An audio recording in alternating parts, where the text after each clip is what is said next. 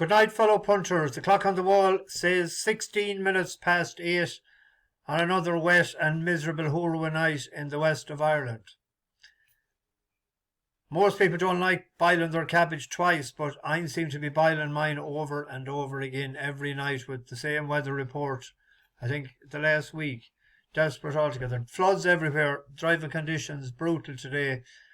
But the what corner you went round, you had to slow down again. Another flood, big puddles everywhere. It's a good job there's no potholes. They'll probably come too in time. Took a few pound off them again today. Grand old week going nice and steady. We're chugging along nicely in the middle lane. The first one was great pretending. That's exactly what he was doing. He was pretending. I thought he'd relish that sort of... he slows molasses in January, but I thought it might suit him today, but never got into it at all. But the other one finished up a great price, 100 to 30. I couldn't understand the drift because there was a lot of money for it last night, and it was 6 to 4 this morning, 11 to 8 in places. Because I knew he was the best horse. He was up against better horses, even though he had won one chase. And water finds its own level. There's plenty of water around here. We'll have to roof the country. But they weren't going at pace, but Sammy Twist and Davis made up his mind and galloped on. It was the best thing to do, and bar a fall, the result was never in doubt. So, good winner. We'll follow that horse again. Well, I've been followed in a while, but we'll see. That might go to, might rock up in Aintree, you'd never know. Anyway, tomorrow is a peculiar sort of a day. We have a few buzz horses. I don't know whether we'll back them or not, and we have a few in the one race as well. But the first one we'll get on the bus is in the 5:20 at Ludlow. There's a man that goes to Ludlow there all the time, Martin Crotley. He has a Wales Racing Club. I think it's only £6 a month to join that. Google it, anyone that's in that neck of the woods. He goes to a few racetracks. Very genuine guy, I must say. I've been in contact with him a few times, and he's very generous, and he does charity work as well. So no harm Googling Wales Racing Club. Where are we here? 2 miles 5. I thought it was between the top two. Some of you'll recognise the top one. Where are we here? I'm down at the bottom. I see this horse. I'm going against him now, but I think he could be second tomorrow. But just the 19th of March 2021, he was fourth in the Martin Pipe to Galopin Deschamps. He was rated 136 at the time. He has come down in a lot, but he won a... I actually backed him last April. I'm not sure did we get him on the bus that day. I have a feeling we did. In New Toxeter. He bet Hunter's Call by a nose, and he had a pretty decent run the last day as well. He's went up a pound. But there's a horse there, very lightly raced, 5-year-old for Nicky Henderson. This will be his second run in a handicap. Won a pint to pint in Ireland, John Nicky Henderson. To second to Always Busy and second to Pembroke. Pembroke went off favourite for a handicap hurdle in Cheltenham. But this, we'll just have a look at the video of his last race, even though it was fourth. He's coming to win his race, but he makes a howler of a mistake at the last.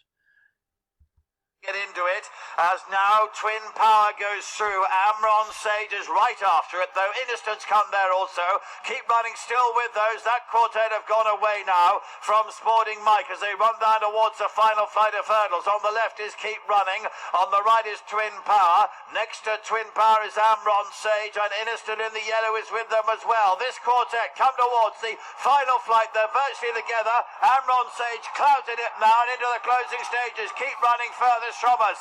Inniston in the yellow. Twin Power nearest to us. They race up towards the line. Inniston in the centre of the trio. Nearest to us, Twin Power. It's going to be very close. Inniston maybe just...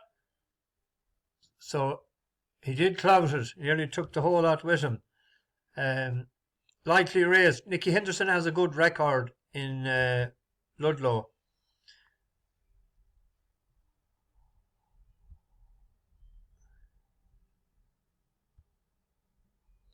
I think it was 2002 for 2-2 this year.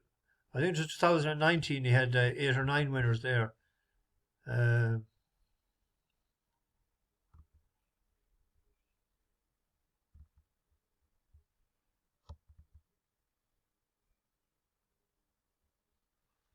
wasting time. I should have wrote it down. 5 winners out of 17. Yeah, and he had another in 2020. He had a good strike rate as well. The Bonville's staying with him. Let's check the market. 3-1. It was bigger earlier. Whatsupwithyou. So a win bet on Amrons stage. Anyone that wants to put a small little reverse forecast, I think it's between the two of them. Another horse that we backed last time, I think there's a win in it, but Jump the Shark for Gavin Cromwell. Now, the video, it only goes to the second last hurdle. I don't know why, so there's no point showing it, but it's beaten about 3 lengths. But it caught my eye the time before. Very hands and heels sort of an effort by JP Shinnick. But the money was down the last day, but it didn't win. But this isn't a great race. But there's only one thing about tomorrow. There's 5 foreign jockeys in here. There's a Yank and there's a French lad. We have the French lad up, so I'm sure they'll strap him on and that he won't fall off. But Lifetime in 18 chases, he has 2 wins and 6 places, so pretty decent striker rate, 11%. So hopefully that horse might win tomorrow. The long stretch in Cork, I think, will suit him more so than the last day he ran. There's a 4-horse race in Sedgefield. There's a bus horse there, Wake Up Early. It's a great turn when he hosed up in Sedgefield. No, it wasn't in Sedgefield. But the questioner,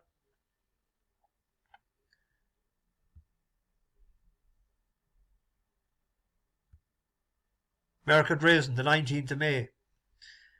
It would be 16 lengths. But he had a good enough run the last day. I thought the questioner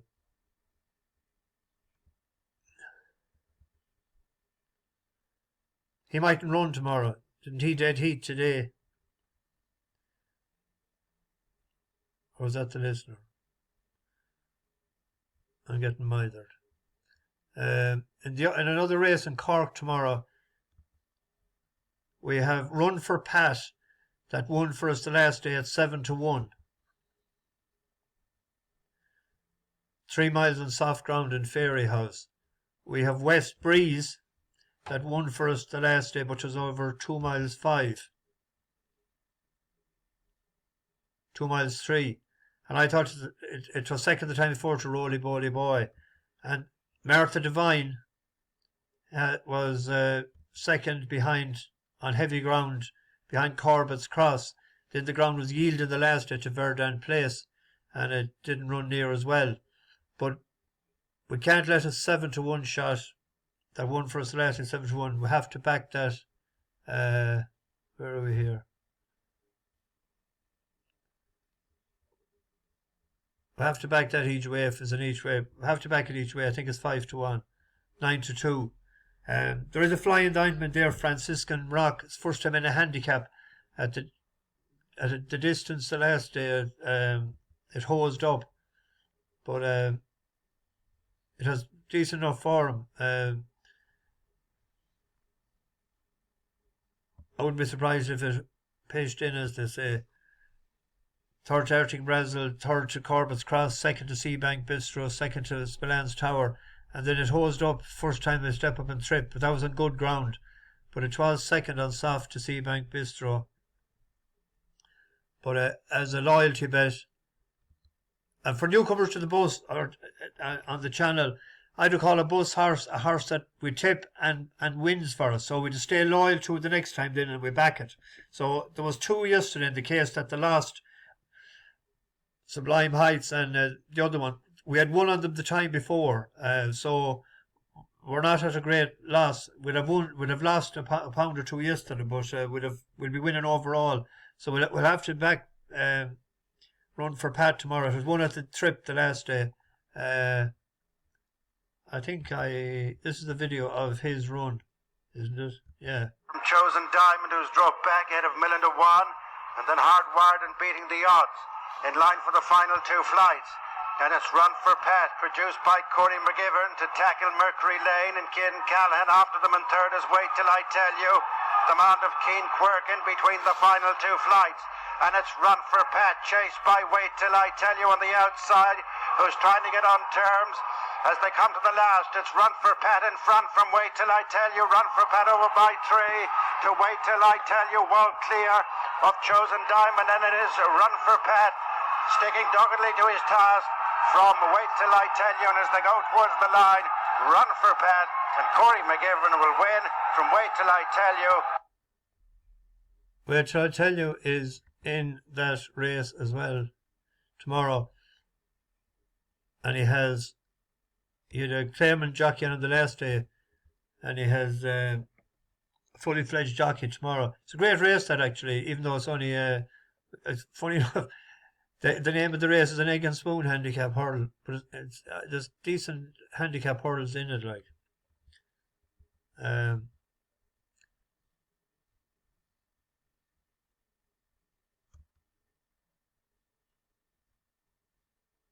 No, it was the Imposter that won today, wasn't it? Yeah.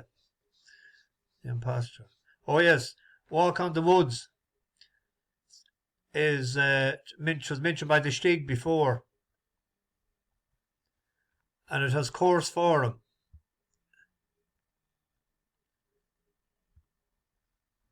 This was in Chepstow, over 2 miles, when it won off 87. Adam Wedge was riding it that day.